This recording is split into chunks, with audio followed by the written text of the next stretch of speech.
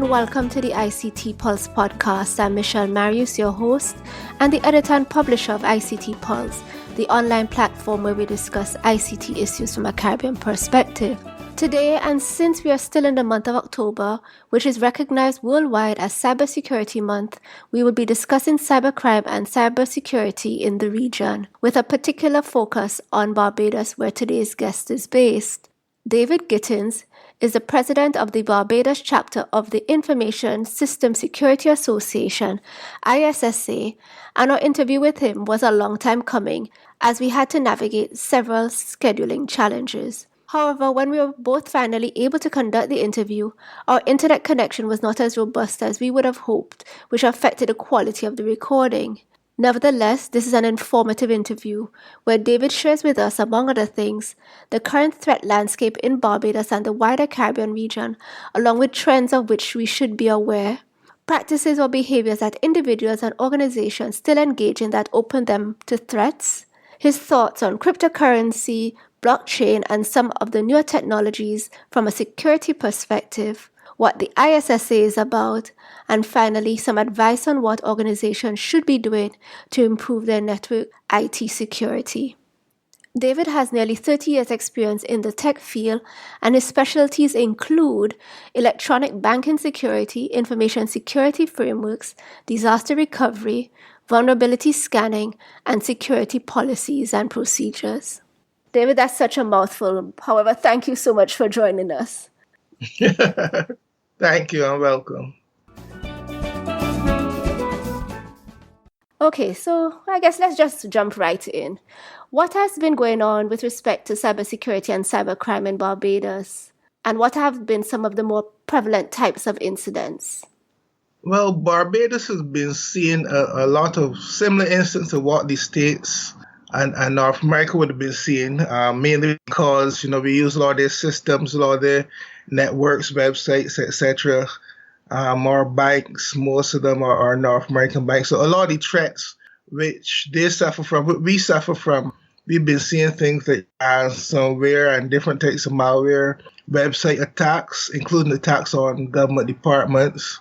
We've been seeing some wire fraud where people use various methods to try to steal your money electronically. We've also been seeing some failures which are not directly attacks, but things like failures on storage systems or other technical failures which shut down some systems. Unfortunately, because we don't have legislation requiring people to report breaches or security incidents, no one actually had the true figures. So we don't have a good idea of exactly how bad the situation is in terms of attacks and security incidents. And how has the threat landscape changed over the years? Because I guess currently, one, as you said, we've seen a lot of ransomware and various types of attack, but how has that changed over the years? Well, in recent years, we've been getting a proliferation of tablets and smartphones being used even by children in primary school. So a lot more people use the internet now.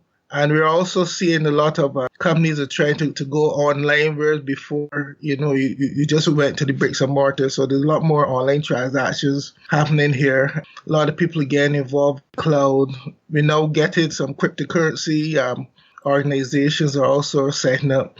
And in terms of the banking, we have a number of commercial banks, and they've all been pushing people towards mobile and online platforms. So before, almost everyone, especially the older people, went into the branches. Now more people are finding themselves using ATMs, point-of-sale systems, or using their phones or laptops or computers at home to connect.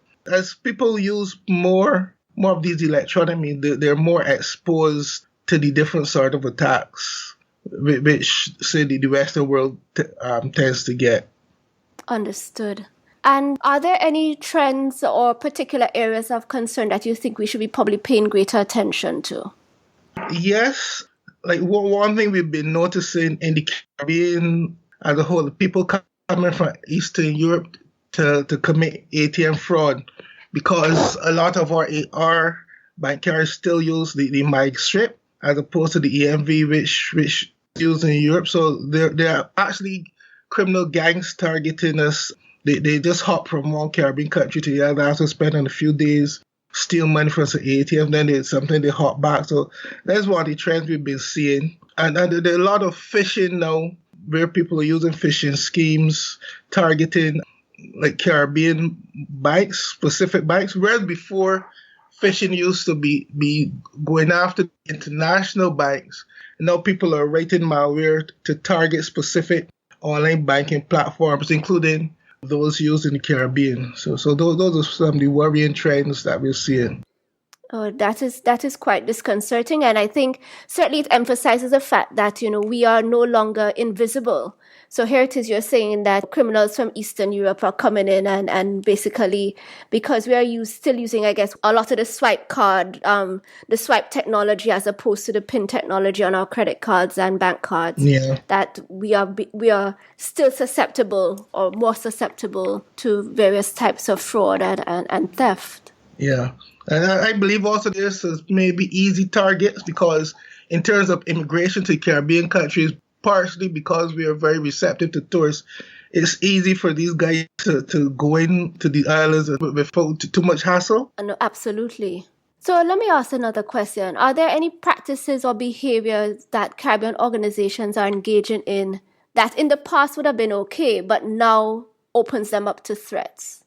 Well, I would say that we tend to have reputation for being laid back and fairly trusting, and whereas that might not have been too bad, some of the modern fraudsters and cybercrime gangs would take advantage of that and really trick us in terms of trying to steal money, especially when it comes to financial institutions. So I find that we cannot be as trusting, especially as trusting as strangers as we used to be long ago. Another thing, I know this was a problem in Barbados, is training is seen as something which is expensive and a luxury.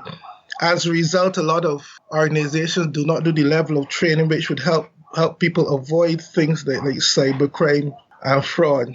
We have to change our mindset with training and understand that our employees are partially on the front line in terms of protecting our organizations. And even though training might be an expensive exercise, it's really necessary if you're to make people aware and give them the tools to protect the environment. Absolutely. And I mean, are there still some basic things that companies or individuals are not doing that seriously compromise the security of their devices, their networks, and so on? Yeah, I would say in terms of companies, I find that a lot of companies do not use best practices in terms of doing things like security assessments of the software, assessments of their websites, assessments of hardware coming in. And there's so much going on in terms of criminal gangs and also some of the larger companies which are stealing data. I'm talking about legitimate billion-dollar enterprises which are not considered criminal organizations. But in recent years, we find that they've been stealing data to sell, to do trending, market to, whatever. So we have to be a lot more careful in terms of doing security assessments. Things like penetration tests, which is recommended once you're doing anything on the internet. A lot of organizations say, "Oh, that's too expensive," or "It's not necessary." So it's the whole mentality of not doing security assessments in organizations that put us at a lot of risk. And as a result, a lot of organizations are probably being attacked and they don't even know it because they really don't know where the security holes are in their system or what hardware or software they're using, which is vulnerable. So that is something that I think we really need to take seriously. It's not enough to just say, you're a modern company, you're using modern technology. You must actually have a good idea of the security holes available in the services you use, in the software you use, in the hardware you use, and in the websites that you host. In terms of individuals, there are a lot of things which companies have been doing to make it a little easier to secure your hardware and software. But things like password protection and the other types of authentication protection, which people don't always turn on. Sometimes people have a password, but again, they don't understand how to use it. They don't have good password hygiene. So they're creating passwords, but not strong passwords. I don't know if you would have seen the WhatsApp going wrong with a very rich American whose iPhone was protected with a password, which was like 6 zeros. A lot of people are still not taking that password seriously. And another thing you're doing is people are reusing passwords. You have several services, so you use the same password for different services. So once one service is hacked, all the other services with that password are hacked. There was a recent instance where hackers put a whole set of dumps of passwords from different systems, from different breaches. So it's all in one place. So if you want to find someone password to hack it, it's much easier. Remember, the criminals tend to work together and help out each other. So once you're not using good password hygiene, you're going to be in trouble.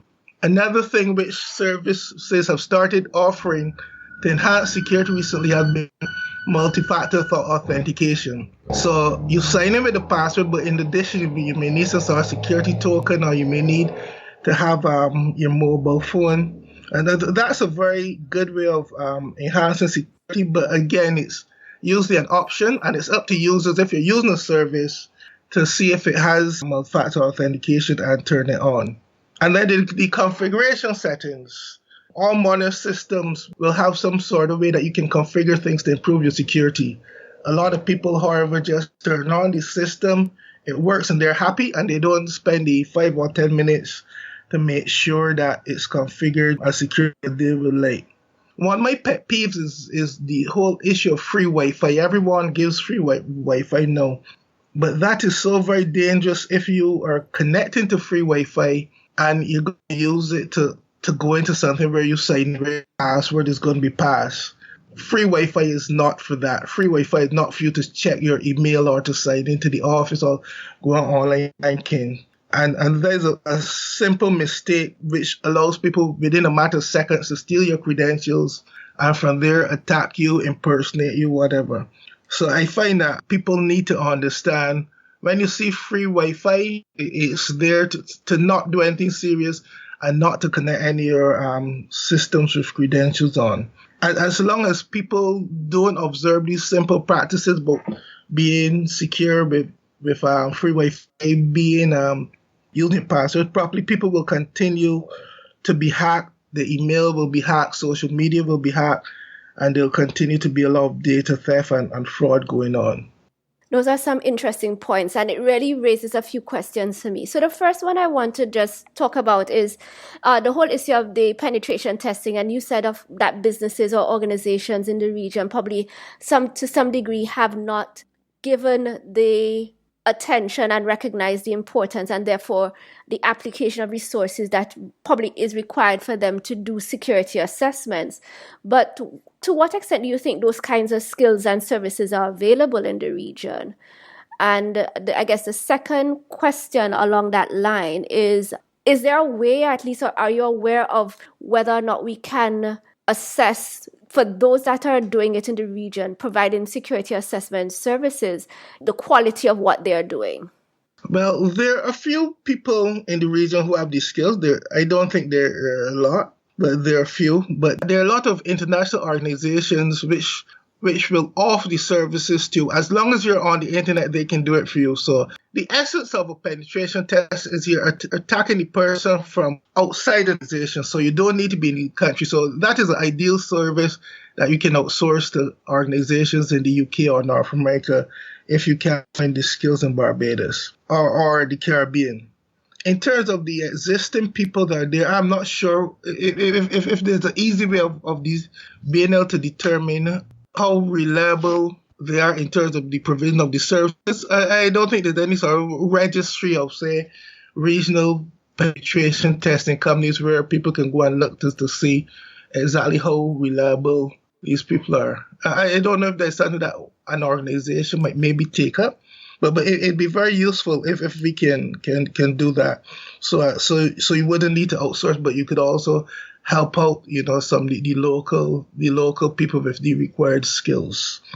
And I do think, as much as we in the region are online and we think that we are so modern, I think we still have the need to engage physically with individuals. So here it is that, you might want to give someone the business of doing some sort of security assessment. But, it would be good to be able to talk to somebody on the phone or have a face-to-face with them in preparation for the services that they're going to deliver.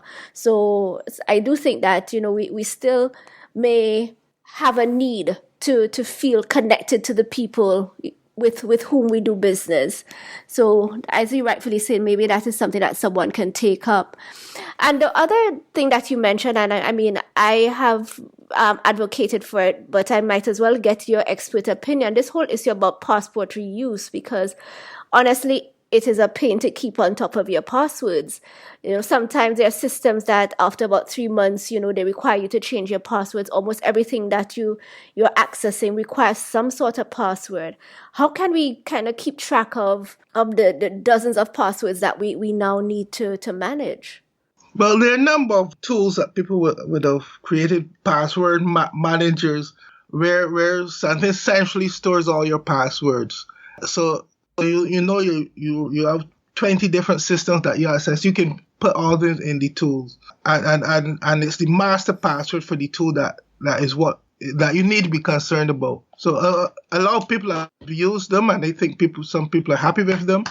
But one danger is if you forget your master password, you lose everything. There's one of the downsides. So you need to actually protect that. You need to actually protect that password. But yeah, there are a number of these password management tools which have been around for a few years. So what I'd recommend people do just check them out and check the reviews on them and decide which one they would like to use. And earlier on, you mentioned about cryptocurrencies and some of the new technologies when you were looking at just how the environment and the landscape has changed. So let's say for areas such as, cryptocurrencies, blockchain, Internet of Things, how excited and concerned about these technologies relative to the whole security aspect of things? All right. I would say blockchain is a very exciting technology. I've been looking into it for a while, and it offers a lot of promise because it can fix problems in several areas. People normally focus on the cryptocurrency aspect of it, but it can do a lot more. For example, the Caribbean Examination Council is now launching a blockchain system where you get your certificates via blockchain. I'm talking about for CAPE certificates. Previously, they would send you a hard copy certificate to your Ministry of Education and you collect it. Now they're saying you can download a mobile app and you can access your certificate using their blockchain technology. So that something like that is very useful. It'll make it easier for CXC because, as you know, they have to send thousands of certificates all over the Caribbean. They wouldn't have to deal with all of that postage and the physical certificate.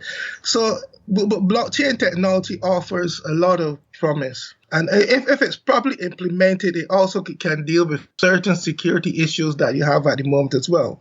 The problem with blockchain is it's not a mature technology yet. So we are not actually sure what are all the risks involved and the best way to actually secure blockchain. That is something that hopefully within the next few years we can sort out. This year there have been some high-profile successful attacks against cryptocurrencies using blockchain technology because the motivation is really money. So once blockchain is used for cryptocurrencies, the bad guys are going to try to find the weaknesses. So there have been a few successful attacks around the world. One issue with Barbados is I don't think we have the legal framework in place to actually protect it. And it's not blockchain per se, but it means in terms of protecting digital assets, we're lacking in terms of, we only have Data Security Act. It's not enforced, so it can't really do anything. We have a Computer Misuse Act, which is the main piece of legislation that fights cybercrime. The problem is it's 13 years old. It was created even before people were thinking about blockchain. So a lot of modern technologies like cloud, artificial intelligence, and blockchain aren't covered by that legislation. Right? So if we get all the legislation and the regulation in place for blockchain, I'll be very happy. So at the moment, while I'm very excited by the technology, I'm also fairly concerned because we really don't know the best way to secure it and all the security implications of it. Understood. All right, so I'm going to just change tack a bit. So as I said in my introduction, you're the president of the Barbados Chapter of the Information System Security Association. So tell us a little bit about the ISSA. Are you aware of any other chapters in the region? And when should someone consider joining the ISSA? The ISSA is a professional association of information security professionals. It is not an IT association per se. Its focus is on information security. So if information security is what you're into, that's what we do. It's an international organization headquartered in the US, and it's divided into chapters. Like there's several chapters in the US, there's some in the UK, and it's all over the world. Barbados is the first chapter in the English-speaking Caribbean, but we also have Puerto Rico. So as the ISSA chapter, we are the only information security association in Barbados. So we see our role as fairly important in terms of having to develop the profession and make people aware of it and help people use basically what the ISSA is there for. And the ISSA internationally is basically there to promote safe cyber practices. We don't sell products, we don't have certifications or anything like that. Our idea is we want to make the world safer from a cyber perspective. In terms of joining, our only real requirement is that you have an interest in information security. We really don't care what your profession is.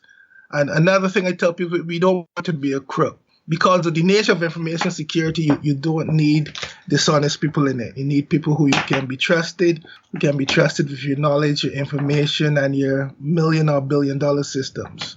So as long as you have an interest in information security, you can join the ISSA and you'd be able to help.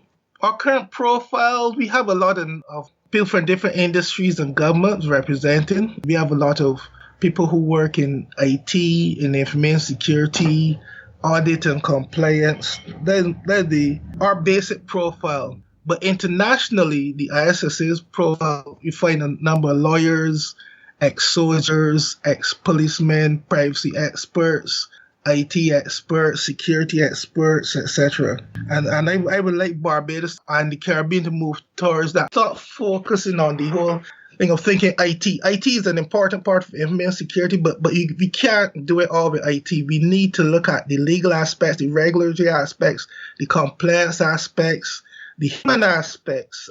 And more threats involve social engineering. The human aspect is a very important one that we need to look for security. So if you have an interest in information security, I'd advise you to join us and help us build Barbados and the Caribbean in that area.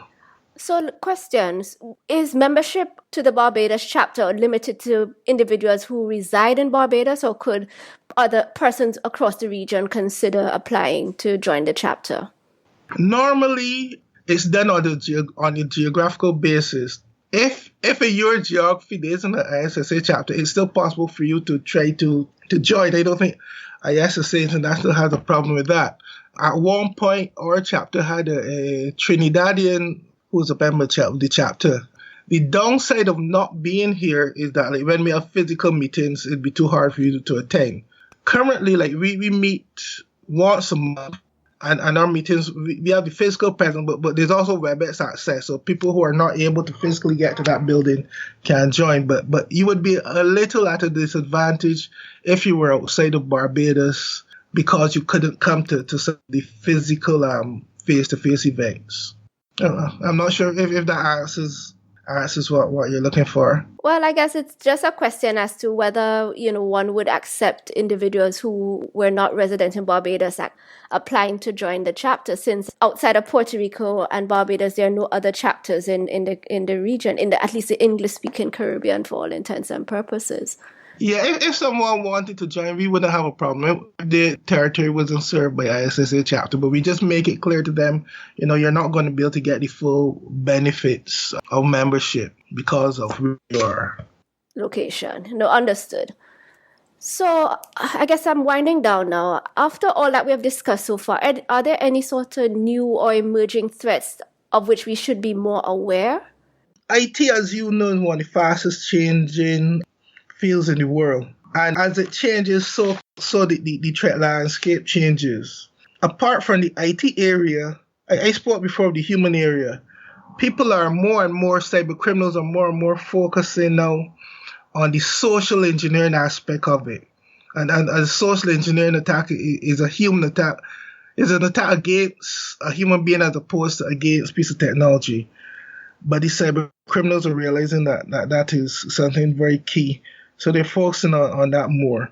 So as we get that changing landscape, right, you're going to see more things related to, say, like cloud technology, artificial intelligence, the same blockchain. You're going to be seeing more threats in that area. Social media is one of the key avenues that they use for a lot of like the social engineering attacks. As people put all their life out there on Facebook or whatever, the cyber criminals are using that more and more to be able to impersonate people, to guess their passwords, to trick their financial institutions as well. So the threats relate to the technology and to the increased use of social media. So people have to be a lot more aware of how they use their social media, what they post, things they say, even on systems that are supposed to be secure. Another thing that is going on is people have somehow tricked us into putting electronic bugs in our houses. They create these things and call them personal assistants. And these things just sit down in our house and listen to everything we say and send it back to a survey in North America. That is something that we need to be aware of as well, because we're literally giving up our data. And data is more or less the new currency. The data is more valuable for some organizations than even cash. People are just finding ways to get more data, get you to volunteer more data, steal more of your data. So all these are threats to us because we may not even realize that we're being hurt by it. But the easier it is for people to steal our data, the easier for them to market things to us that we don't want, trick us, steal intellectual property from us, and do all sorts of things that they shouldn't. So we need to be aware of the change in technology. Another thing that has come to light recently as well is that there are a lot of apps being produced by legitimate organizations, but the apps are doing things that they don't tell you they're doing. The apps are constantly tracking your location and sending it to their servers. The apps are taking out critical information that you never gave them permission to do. The apps are even though you set the configuration setting to say do not track. The apps are sharing information in ways that you can't possibly imagine why they would need to do it. Right? So we have to be careful about a lot of modern apps, because the app, reading the description of the app no longer will tell you what it's doing, because the guys are just going behind and write the software to do what they want. Right? So we have to be a lot more careful how we use apps.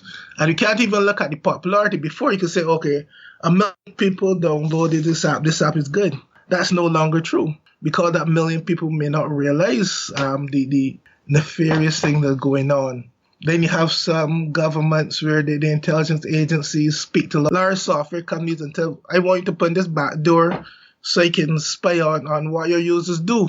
So we're not even aware of when these sort of things are happening. So these are some of the things we need to be aware of. We've got to be more careful with the apps, more careful with what we post on social media websites, even though we might have our settings to make it supposedly private. Right? And we have to be more careful of social engineering, because whereas before the hacker would attack you always with a piece of malware, now they even use human beings. You will get a human call, ask you something, but it's really a hacker. There's a piece of malware that uses human beings. It outsources part of its attack to human beings, whereas it would send you something on the screen and it'd have, like, say if you use a captcha, to verify that you're not a robot or whatever.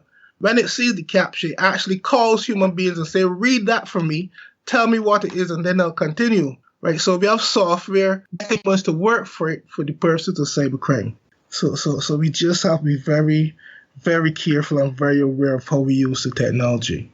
Yes, David, those are some very sobering thoughts there, because here it is that we are all excited about, what technology can do, what we can do online, etc., and really not recognizing that, the threats that exist. And as you rightfully said, here it is, we may also be acquiring devices and apps from reputable companies, but you don't fully appreciate the implications and to what extent we are unconsciously giving them permission to collect a whole set of data on us that we may not fully have appreciated, that, we had given that permission. And oftentimes, I'm sure they would cover themselves legally and say that it's in the terms of use or whatever, but so many of us don't even bother to read the terms of use. We don't understand what it means anyway.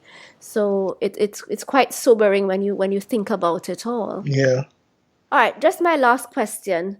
So what do you think are 3 things that whether we as individual or organizations should be doing to improve the whole concept of security around us, whether it's IT security, the security of our devices, or security of our information? All right. First of all, I would say IT security is only one facet of information security. It is important, but it's only one facet. But organizations need to look at overall information security, right? If we just focus on the IT security part where we're looking at protecting the perimeter, first of all, the perimeter is gone. The physical perimeter is gone because it has holes in it due to the fact that we're using cloud services. There's the issue of people using shadow IT.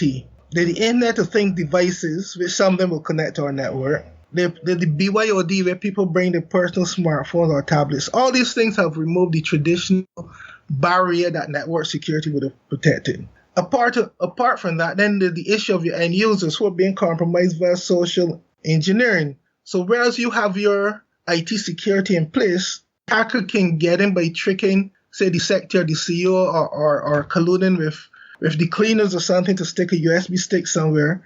So while we have the IT security measures in place, we're still not secure because the hackers will then use another method, right? And then the issue of storage systems. We might be storing on the cloud. We might be storing portable storage which someone can pick up, or your cloud service provider might not be as secure as it's supposed to be, right? So there are a lot of different methods that the hackers can get to you. So we need to look at a more holistic way of dealing with your security of your data. So 3 things that I would recommend. First of all, we need to acknowledge that information security is not an IT issue and it can never be owned by IT. It is a management issue. And management needs to build a security infrastructure based on risk management. Because at the end of the day, if you're dealing with information security, it's really risk that you're managing. And there are some tried and tested methodologies for dealing with risk. Once you look at information security within the context of risk management, they'll help you to align your security to the business needs and goals. And they'll make sure that security risks are given the high level of attention they need.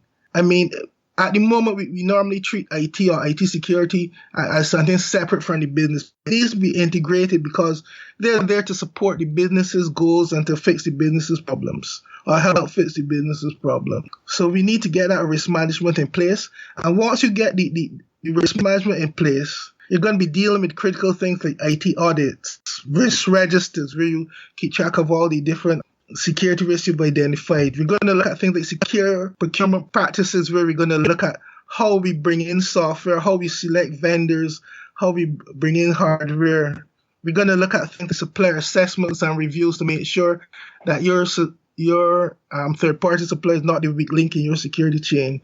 We're going to look at things like technical security standards for equipment, which will ensure that your equipment is configured optimally for security. We're going to look at things like security policies.